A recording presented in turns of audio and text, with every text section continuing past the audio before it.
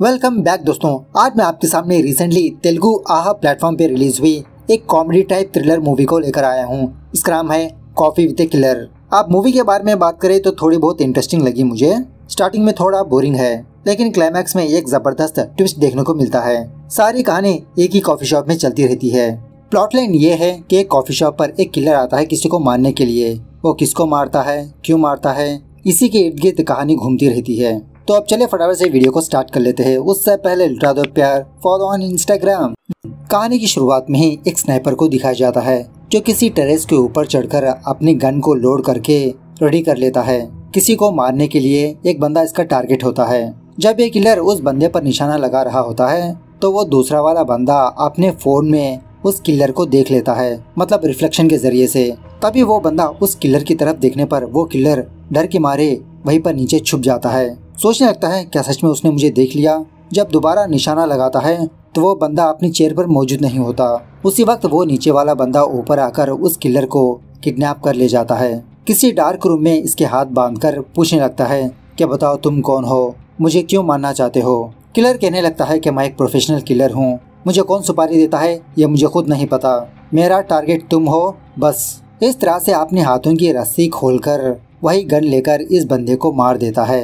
कहने लगता है सुना है मैंने दाने दाने पर लिखा होता है खाने वाले का नाम, और उसी तरह मेरी बुलेट पर लिखा होता है मेरे टारगेट का नाम। ये मेरा 36वां मर्डर है। खैर दूसरे सीन में एक कॉफी शॉप को दिखाया जाता है और बैकग्राउंड में इस कॉफी शॉप के बारे में एक लंबा थीसिस सुनने को मिलता है, जैसे ये कॉफी शॉप हमारा दूसरा घर है। चाहे सुख हो, दुख हो, मीटिंग हो, काम हो, हर एक सिचुएशन में हमें कॉफी शॉप याद आती है। तरह तरह के लोग इसी कॉफी शॉप में बैठकर अपनी जिंदगी बदल देते हैं। तो चलिए देखते हैं आज इस कॉफी शॉप में किस किस की जिंदगी बदलने वाली है। इस तरह से पहले कैरेक्टर सुरेश नाम के एक बंदे को दिखाया जाता है जो इस कॉफी शॉप का मैनेजर होता है। अब स्पेशली सुरेश के बारे में बात करें तो इसके बैंक बैलेंस में जितने पैसे नहीं होते, इसकी लाइफ में इतनी सारी गर्लफ्रेंड्स होती है। जो भी लड़की इसको नजर आती है उसे छेड़खानी करता, उसे अपनी गर्लफ्रेंड बनाता। एक लड़की से फोन में बात कर रहा होता है तो तभी दूसरी लड़की इसको फोन करती है। इसी दरमियान में मही नाम की एक लड़की यहाँ पर आती है और एक्चुअली मही हर रोज इसी कॉफी शॉप पर आकर सुबह से लेते हुए शाम तक अपना काम करती रहती है। यहीं पर इसका बीएफ होता है, लंच होता है, डिनर भी होता है। वहीं पर आनंद नाम का एक वेटर होता है। सुरेश से कहने लगता है कि ये मही आपकी नजरों से कैसे बच गई। सुरेश कहने लगता है अरे आनंद, मैं तो लड़कियों को पटाता हूँ, ना ही कि ब्रोस को। उस लड़की को देखो, किसी भी एंगल से लड़की नजर आती है, सेम टू सेम लड़का नजर आती है, और मुझे लड़कों में इंटरेस्ट नहीं। थोड़ी देर के बाद एक डायरेक्टर और एक प्रोड्यूसर इस कॉफी शॉप पर आते हैं और इस डायरेक्टर ने एक राइटर को भी यहाँ पर बुलाया होता है इस प्रोड्यूसर को अपनी कहानी सुनाने के लिए। और इसी तरह ये डायरेक्टर इस प्रोड्यूसर से रिक्वेस्ट करने लगता है कि सर इस मूवी में मैं ही हीरो बनूंगा। इसी कॉफी शॉप में दो लवर्स भी बैठे होते हैं। लड़के का नाम होता है गिरी और लड़की का वैदी, और दिखने में ऐसा लगता है कि ये दोनों बहुत ही परेशान है। गिरी वैदी को समझाते रहता है कि वैदी तुम फिक्र मत करो, तुम्हारे पापा हमारे प्यार को समझ लेंगे। वैदी कहने लगती है कि गिरी तुम मेरे पापा को नहीं जानते, वो मुझसे बहुत प्यार करते हैं और उसी तरह बहुत स्ट्रिक्ट भी है। एक और टेबल पर 3 लोग बैठे होते हैं, 2 गुंडे लोग, एक इनोसेंट बंदा। और एक्चुअली ये 2 लोग इस इनोसेंट बंदे की जमीन को कब्जा करना चाहते हैं। इस बंदे की जमीन की वैल्यू होती है 30 करोड़ रुपए, लेकिन ये दोनों इस बंदे को डरा धमका कर 3 करोड़ में खरीदना चाहते हैं। इसके लिए पेपर्स भी रेडी कर चुके होते हैं। इन पेपर्स पर सिग्नेचर करने के लिए कहते रहते हैं। ये बंदा मना करते रहता है। खैर थोड़ी देर के बाद उस डायरेक्टर प्रोड्यूसर के पास पोतना नाम का एक राइटर आता है। प्रोड्यूसर से पूछने लगता है बोलिए सर आपको किस टाइप की कहानी सुनानी है। दूसरी टेबल पर एक पुजारी एक और बंदा बैठा होता है। ये पुजारी इस बंदे से 10,000 रुपए गूगल पे करवा के इसकी कुंडली बनाते रहता है। यह बंदा बहुत परेशान होता है अपनी लाइफ में, इसी का हल मांगने के लिए इस पुजारी के पास आता है। थोड़ी देर के बाद मूवी की स्टार्टिंग में जो किलर को दिखाया था ना, वो किलर भी इसी कॉफी शॉप पर आता है। थोड़ी देर के बाद इस किलर को सुपारी देने वाला बंदा इस किलर को फोन करके कहने लगता है कि थोड़ी देर के बाद तुम्हारे फोन को एक मैसेज आएगा, पता लग जाएगा तो तुम्हें किसको मारना है। तब तक तुम मेरे मैसेज का इंतजार करते रहो, कूल रहो, और इसी तरह तुम ऐसे एक्टिंग करो कि तुम यहाँ पर सिर्फ कॉफी पीने के लिए आए हो। तो वो किलर कॉफी पीने के बाद आनंद से वॉशरूम का वे पूछने लगता है। आनंद उसी तरह से रास्ता बताने लगता है। इसी दरमियान में आनंद उस किलर के पीछे गन को देखकर शॉक में रह जाता है। सोचने लगता है क्या सच में इसके पास गन है। जब ये बात सुरेश को बताने की कोशिश करने लगता है तो उस वक्त सुरेश दूसरी लड़की के साथ फोन में बिजी होता है। इस तरफ वैदी गिरी से कहने लगती है कि गिरी, मेरे पापा को हमारे प्यार के बारे में पता लग चुका है। गिरी कहने लगता है, अरे वैदी तुम इतना डरती क्यों हो, कभी ना कभी तो पता लगना ही है ना। वैदी कहने लगती है कि गिरी तुम मेरे पापा को नहीं जानते, मुझे बहुत डर लग रहा है। गिरी कहने लगता है कि वैदी अब समय आ चुका है कि हम दोनों को स्ट्रॉन्ग रहना होगा, हम किसी भी तरह से तुम्हारे पापा को मनवा लेंगे, तुम बस मेरा साथ देना, हमने तो बस प्यार किया तो डरना क्या। इस तरफ आनंद सुरेश के पास जाकर उस किलर के बारे में बताने लगता है कि सर हमारी कॉफी शॉप में एक किलर है, उसके पास गन है, मैंने अपनी आंखों से देखा। लेकिन सुरेश इसकी बातों पर यकीन नहीं करता, यही कहने लगता है, अरे दिवाली के लिए लिया होगा उसने, चिल करो मैन। तभी एक और बंदा इस किलर के टेबल के पास आकर बैठता है और एक्चुअली उसी कॉफी शॉप में कुछ टीनेजर्स एक लड़की का बर्थडे मना रहे होते हैं। केक कट करने के बाद इसके सारे फ्रेंड्स वो केस उस लड़की के मुंह पर लगाने लगते हैं। ये देखकर वो बंदा बहुत गुस्सा करने लगता है कि आजकल के बच्चों को बर्थडे सेलिब्रेशन भी करना नहीं आता, कि केक लेते हैं काटने के लिए, लेकिन ये लोग देखो खाने के बजाय एक दूसरे के मुंह पर थोप रहे हैं। मन करता है एक एक को गोली मार दूं मैं। वो किलर भी कहने लगता है, हाँ सर आपने सही कहा, इन लोगों को बर्थडे सेलिब्रेशन करना आता ही नहीं। उसी वक्त तो सुपारी देने वाला बंदा किलर को कॉल करके कहने लगता है कि तुम उस बंदे से क्यों बात कर रहे हो, वो एक पुलिस वाला है। ये बात सुनते ही किलर अपनी सीट से उठ खड़ा होता है। सुपारी देने वाला बंदा कहने लगता है, अरे तुम खड़े क्यों हो, उसे शक होगा, बी नॉर्मल, पता नहीं वो किसके लिए आया है। तो किलर दोबारा आनंद के पास जाकर वॉशरूम का वे पूछने लगता है। वॉशरूम पर जाते समय वो किलर दोबारा अपने सुपारी देने वाले बंदे को फोन करके बात करने लगता है। उसी वक्त आनंद सुरेश के पास आकर यही बात कहने लगता है कि सर वो बंदा मुझे कुछ गड़बड़ लग रहा है। तो कंफर्मेशन लेने के लिए सुरेश वॉशरूम पर जाता है। तो सच में उस वक्त वो किलर अपनी सुपारी देने वाले बंदे से फोन में बात कर रहा होता है कि मेरा टारगेट कब मिलेगा, कब आएगा। सुपारी देने वाला बंदा कहने लगता है, तुम्हें और थोड़ा इंतजार करना होगा, मुझे भी पता नहीं तुम्हारा टारगेट कब आएगा।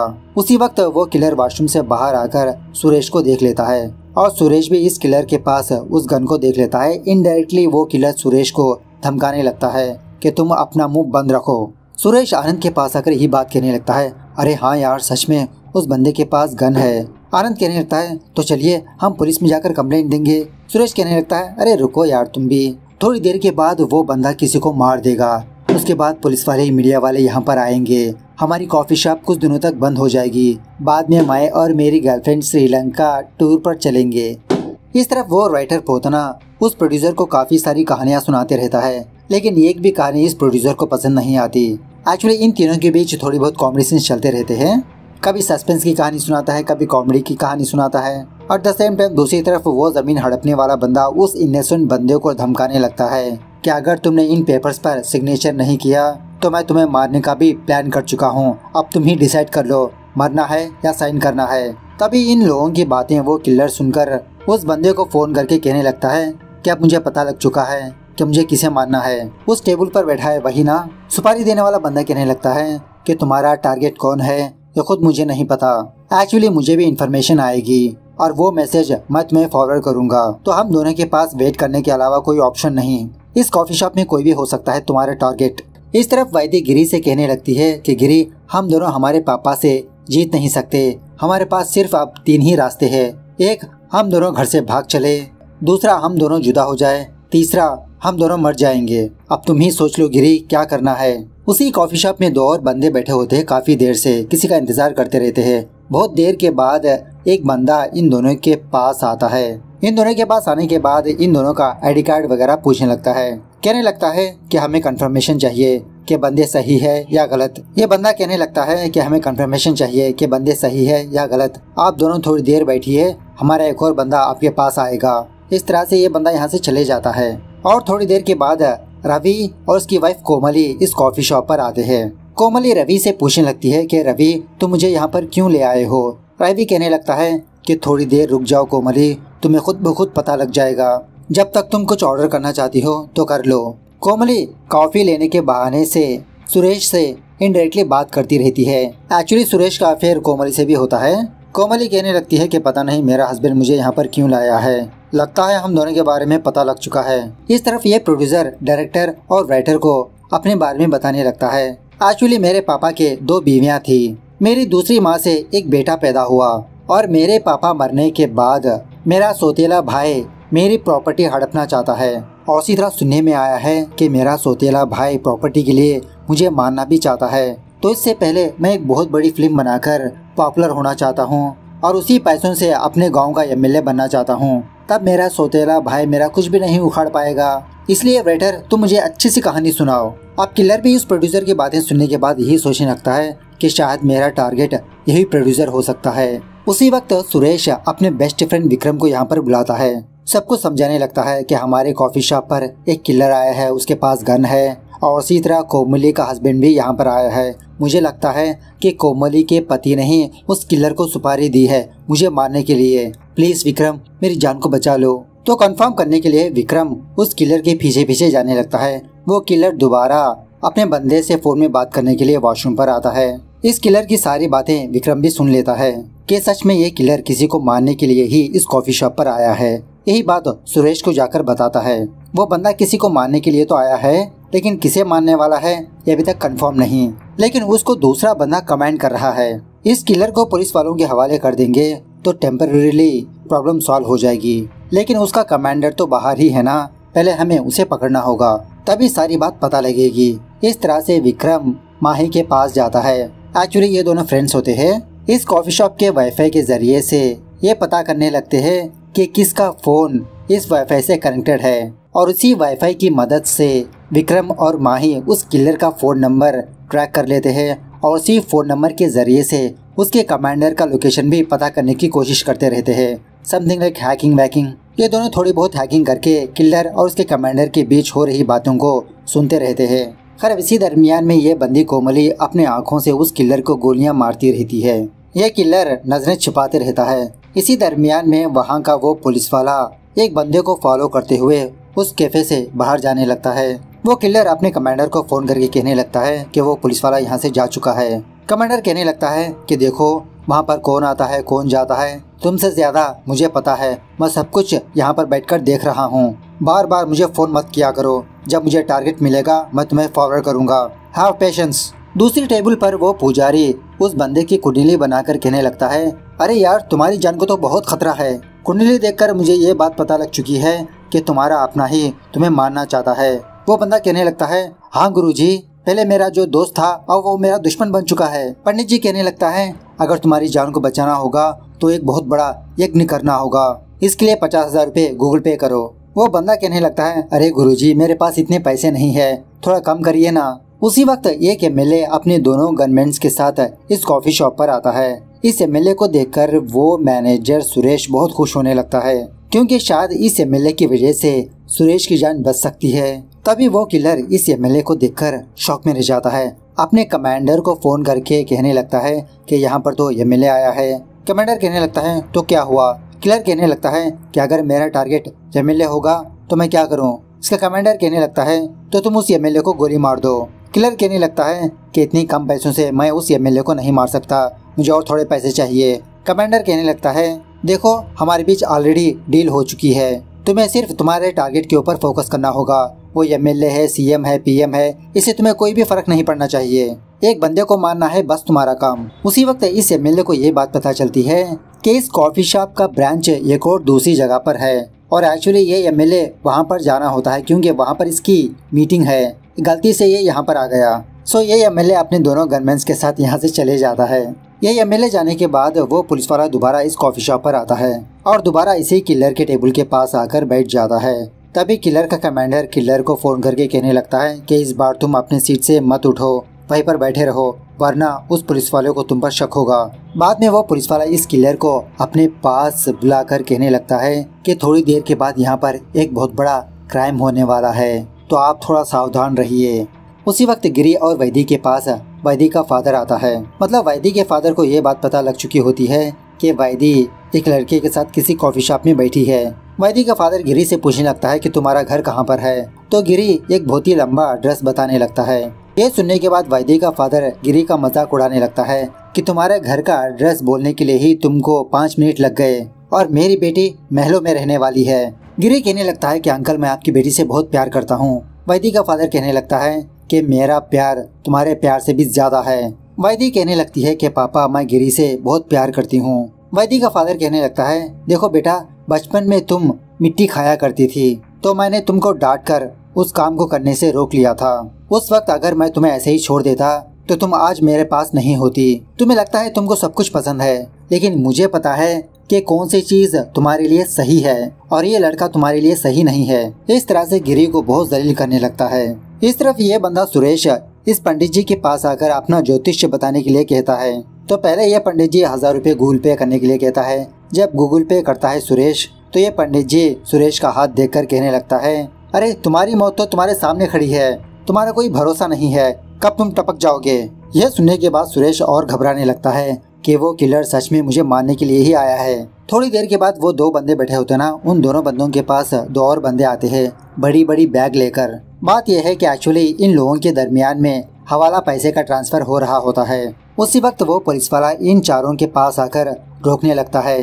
कहने लगता है कि मुझे पता है इस बैग में 2 करोड़ रुपए है, सब कुछ हवाला के पैसे। अब तुम लोग ही बताओ, क्या मुझे ड्यूटी करना होगा या तो फिर पार्टनरशिप। मुझे इसमें से 30% चाहिए। तुम लोग ही डिसाइड कर लो कि मुझे क्या करना है। दूसरी तरफ मही और विक्रम उस कमांडर का लोकेशन ट्रैक कर लेते हैं। उसका लोकेशन इसी कॉफी शॉप के पास दिखा रहा होता है। तो ये दोनों उस कमांडर को सारे कॉफी शॉप में ढूंढते रहते हैं कि वो बंदा कहाँ पर छुपा रह सकता है।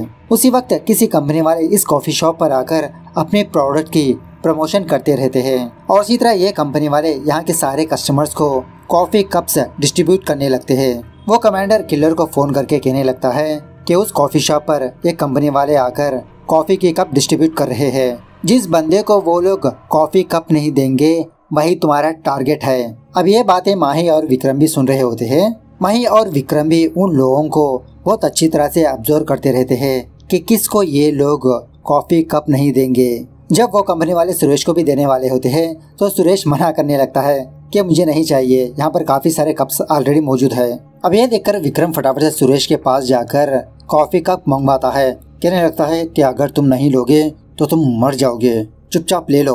उसके बाद किलर उस कमांडर को फोन करके कहने लगता है कि सारे लोगों को कॉफी कप से डिस्ट्रीब्यूट हो चुके हैं, कौन बचा है यहाँ पर। वो बंदा कहने लगता है, अरे किलर ब्रो, जस्ट चिल करो, मैं तो तुम्हारा टेस्ट ले रहा था कि तुम एक्टिव हो या नहीं। मुझे भी पता है कि कब से सारे लोगों को डिस्ट्रीब्यूट हो चुके हैं, बस थोड़ी देर और इंतजार कर लो, किसी भी वक्त तुम्हें कमेंट मिल सकता है। इस तरफ कोमली अपने हस्बैंड रवि से पूछने लगती है कि आखिरकार तुम मुझे यहाँ पर क्यों लाए हो रवि, और तुम मुझे कुछ बता भी नहीं रहे। रवि कहने लगता है कि बस 5 मिनट और रुक जाओ कोमली, तुम्हें सब कुछ पता लग जाएगा। एट द सेम टाइम वो कमांडर किलर को फोन करके कहने लगता है कि 5 मिनट के अंदर तुम्हें तुम्हारा टारगेट का मैसेज आ जाएगा। इस तरफ ये पुलिस वाला भी इन लोगों को 5 मिनट का टाइम देता है कि इस 5 मिनट के अंदर तुम लोग डिसाइड कर लो।